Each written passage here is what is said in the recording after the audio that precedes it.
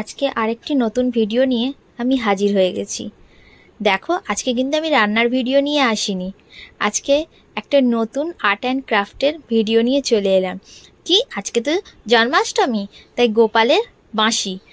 দেখো, school project ছিল এটা, বাচ্চাদের জন্য তৈরি করা। তো ভাবলাম যেহেতু আমি বানাচ্ছি তো তোমাদের সঙ্গে এটা শেয়ার করে নিই। কারণ অনেক স্কুলেই কিন্তু মায়েদেরকে অনেক টাইপের হাতের কাজ শিখে থাকলে এরকম বানাতেই হয় বাচ্চাদের জন্য। তাই ভাবলাম তোমাদের সাথে একটু শেয়ার করে দিই। এই দেখো, ফার্স্টে আমি একটা গ্লিটার পেপার নিয়েছি, আর লেগেছে আমার ফ্লোরোসেন্ট পেপার। একটু কালারিং ফ্লোরোসেন্ট পেপার নিয়েছি, গ্রিন, ইয়েলো, পিঙ্ক আর ব্লু। দেখো, তোমাদের কাছে ওপরে ছবিটাও শেয়ার করেছি যে কীরকম টাইপের দেখতে হয়েছে। কেমন হয়েছে ভিডিওটা অবশ্যই আমাকে কমেন্ট করে জানিও, আর ক্রাফটের কাজটা কেমন লাগলো সেটাও অবশ্য জানিও।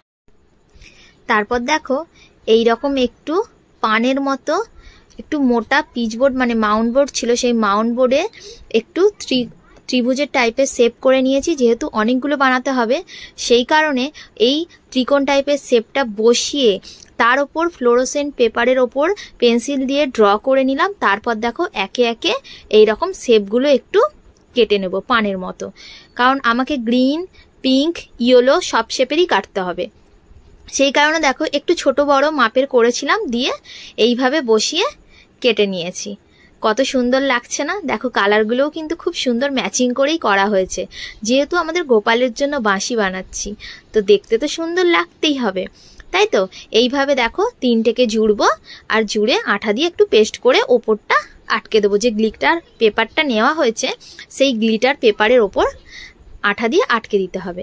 যেহেতু ময়ূরের পালকের মতো দেখতে হয়, মাথায় যে মুকুটটা থাকে, সেই কারণে একদম লাস্টের যে গ্রিন পেপারটা নিয়েছি সেই পেপারটাকে এরকম কাঁচির সাহায্যে একদম ওপরের দিক থেকে কেটে নেব। একদম ছোট্ট ছোট্ট করে পালকের মতো সুন্দর করে কাঁচি দিয়ে শেপ দিয়ে দেবো। দেখো কত সুন্দর শেপটা হয়েছে। তারপর এগুলোকে আঠা দিয়ে একটু জুড়ে দেব। দেখো, পুরো এইভাবেই। এগুলো কিন্তু যে কোনো বাচ্চাদের স্কুলে কিন্তু খুবই ভালো লাগে, দেখতে কিন্তু খুবই সুন্দর হয়। এরকম টাইপের একটু হাতের কাজ জানা থাকলে বাড়িতে অনায়াসেই বানানো যায়। তারপরে দেখো এইভাবে ওপরটা একদম ছোট্ট একটু ব্লু কালারের একটা পান পাতার সাইজে কেটে সেটাকে একটু শেপ দিয়ে নিয়েছি।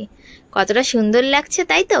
তারপর ব্লু কালারের একটু গোল গোল করে, তোমাদের ঘরে যদি একটু ছোট ছোট কিছু থাকে সেটার সাহায্যে ওই গোল গোলগুলো ওপরে জাস্ট একটা ডিজাইন করার জন্য শেপ দেওয়া হয়েছে।